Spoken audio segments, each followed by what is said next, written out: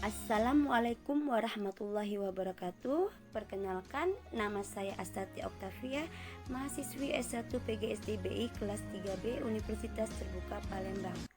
Saya ucapkan terima kasih kepada Ibu Dr. Emawati SPD MPD selaku dosen pembimbing mata kuliah Pendidikan Bahasa Indonesia di SD. Baiklah, pada video kali ini saya akan mempresentasikan makalah saya yang berjudul Pemerolehan Bahasa Anak. Adapun pokok bahasan pada makalah saya mengenai pengertian pemerolehan bahasa, teori pemerolehan bahasa, faktor-faktor yang mempengaruhi pemerolehan bahasa, strategi pemerolehan bahasa, tahap-tahap pemerolehan bahasa. Pengertian pemerolehan bahasa. Pemerolehan bahasa merupakan proses perolehan bahasa yang berlangsung di bawah sadar, di bawah ambang kesadaran.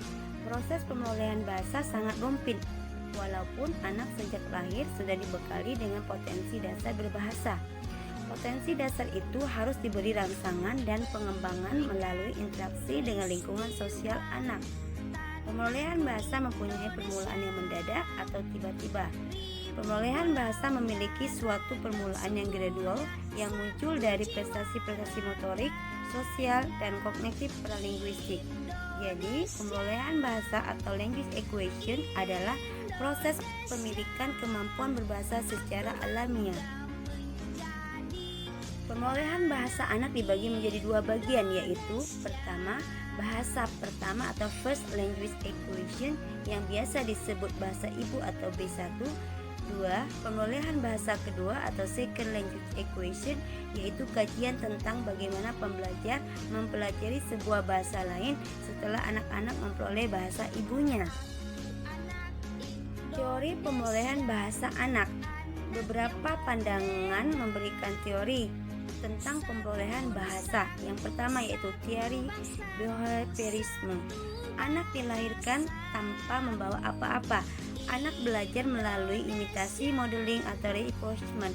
Psikolog behavioristik mengkaji perilaku linguistik dalam hubungan antara rangsangan, stimulus, dan reaksi ataupun respon. Teori nativisme. Bahasa terlalu kompleks untuk dipelajari dalam waktu dekat dan melalui imitasi. Setiap anak telah memiliki language acquisition device atau LAD yang dibawa sejak lahir menurut Miller dan Chomsky tahun 1957. Teori kognitivisme.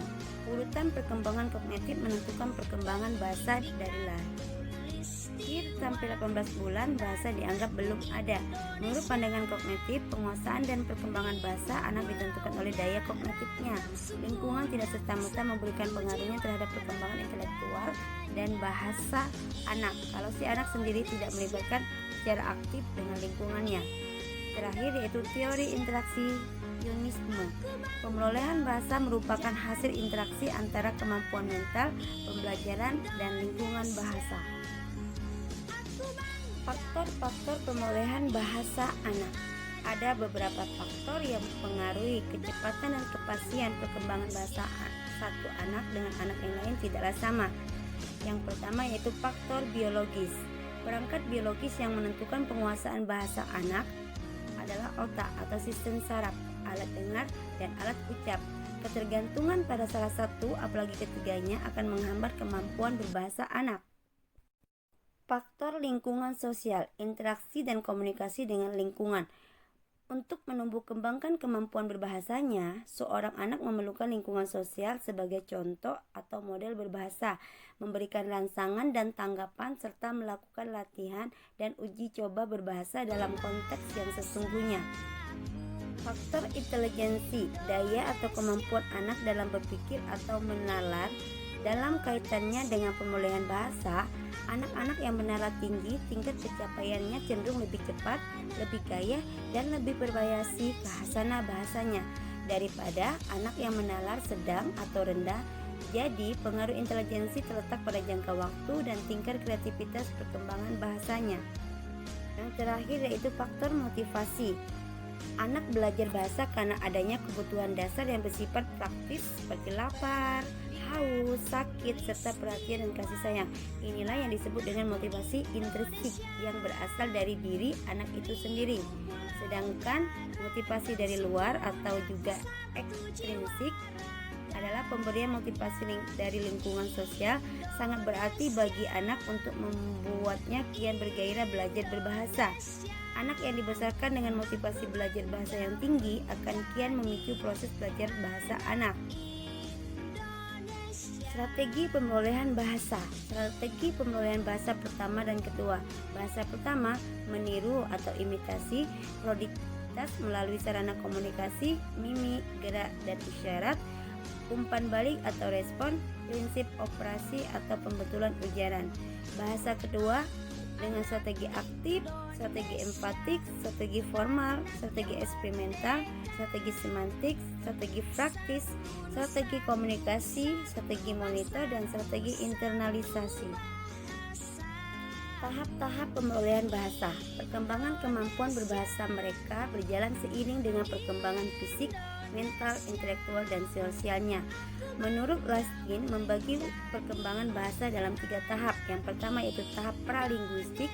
Pada usia 0-3 bulan, bunyinya di dalam dan berasal dari tenggorok. Pada usia 3-12 bulan, banyak memakai bibir dan langit-langit, misalnya ma, da, dan ba. Yang kedua yaitu tahap protolinguistik. Pada usia 12 bulan sampai 2 tahun, anak sudah dimengerti dan menunjukkan alat-alat tubuh. Ia mulai berbicara beberapa patah kata. Kosakatanya dapat mencapai 200 sampai 300. Yang ketiga yaitu tahap linguistik. Tahap linguistik pada usia 2 sampai 6 tahun atau lebih. Pada tahap ini ia mulai belajar tata bahasa dan perkembangan kosakatanya mencapai 3000 buah. Demikianlah presentasi dari makalah saya. Atas perhatiannya saya ucapkan terima kasih banyak. Semoga bermanfaat dan sampai jumpa. Assalamualaikum warahmatullahi wabarakatuh.